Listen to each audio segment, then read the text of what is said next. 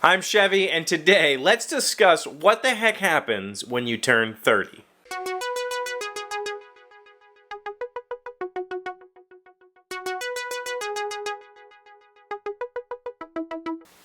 Hello, friends. Welcome to the shed. It is Monday, fabulous Monday, kind of, sort of fabulous Monday. I got a really early start to my Monday today, 3:30ish in the morning. My phone started ringing. Had some IT work that needed to be done for my friends in Poland and now Germany. We today launched the German division of our board game company, and something happened with the website, so I was up really early starting on that and never went back to sleep, which is interesting because I have a sleep study tonight, so I'll be plenty tired for that. And I have a sleep study tonight because I don't know why. Something happens when, we've all experienced some cycles in our lives. We're children, we hit puberty, we change. It's a thing, you've heard of, like, I don't know, maybe you haven't, but there's the every 7 years your taste buds change.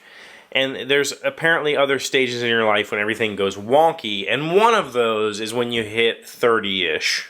Some people it's late 20s, some people it's early 30s. For me, it was about 32, 6 years ago-ish.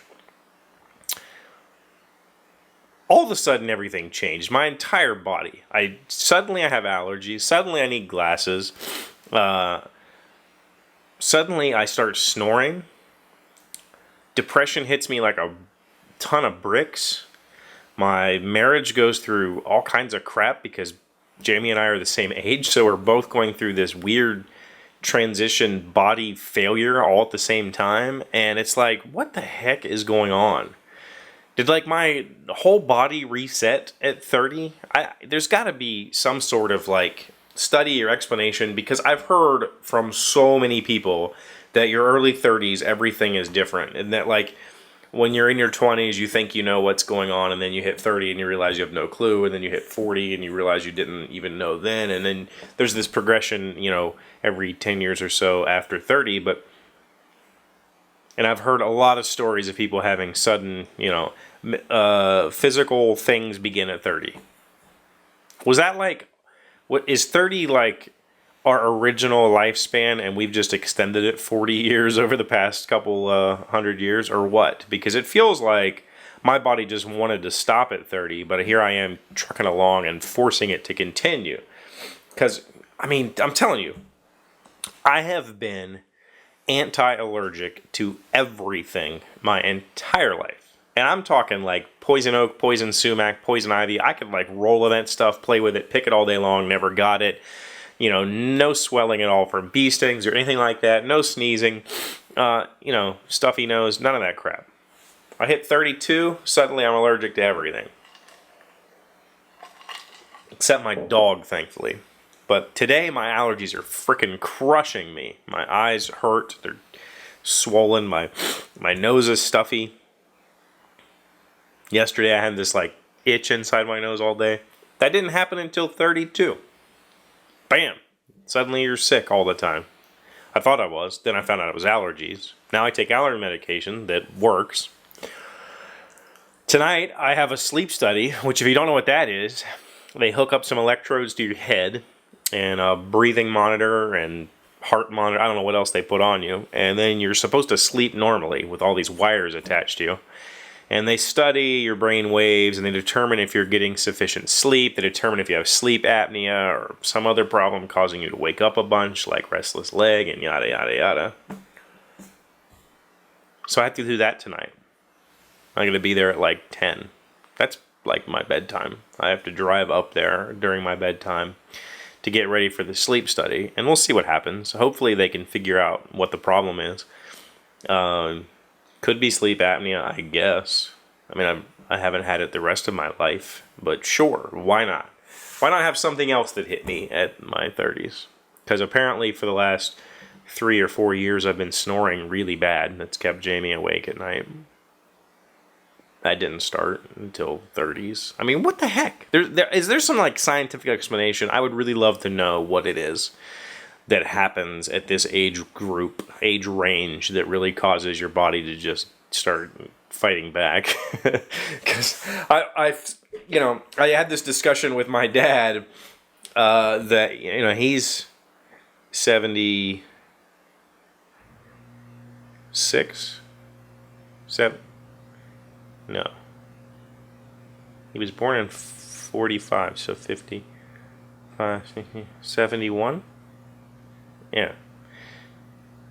Yeah. And we were having this discussion about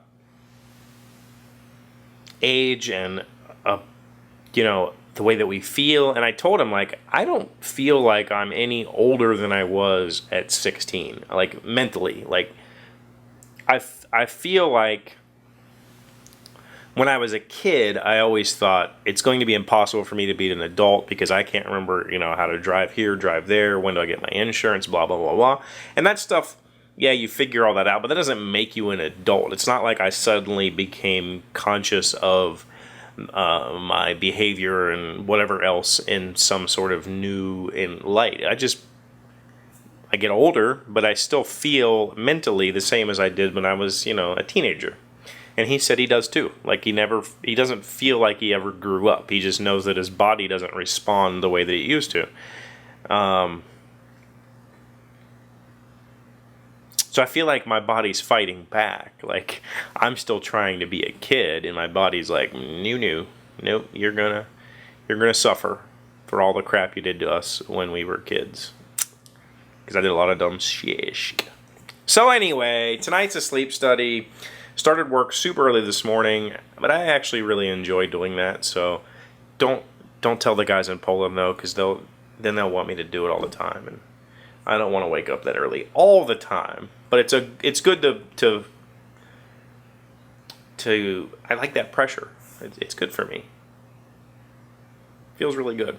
But so in the comments, that's where you tell me what happened to you when you hit 30. What sort of changes have you gone through? Whether you know anything about this process of aging that seems to strike us all around that age. Generally tell me if I'm literally the only one who's gone through this. Because I don't think I am. But I don't know. So that's today's discussion. Thank you guys for being here. As always, liking, commenting, and subscribing. Don't forget, Fridays are now Fan Fridays or Community Fridays, so please send me some stuff to either talk about on Friday or show on Friday. Send me your videos, your photos, your artwork, your video games I'll play, whatever it might be. Questions and answers, stories that I can read, anything that you want me to cover on Fridays. Put that in the comments below or email me, Chevee@thedailyshed.com, and I will include it on Friday's episode. Thank you guys for being here. I will see you tomorrow. Hey, Doc, wait! I want to ask you something. Today's random fact comes from Geico.com. How long should you let your car run after jumping it? If your car does not run, let it start for a few minutes to help charge the battery. Further, unhook the clamps in the reverse order of how you put them on. Be sure you drive your car for a minimum of 10 to 20 minutes before stopping again so the battery can continue to charge. Otherwise, you might need another jump start. Actually, we were always taught 15 minutes under normal driving conditions fully charges your battery. 15 minutes. That's my answer. Geico says 10 to 20. Seems good enough.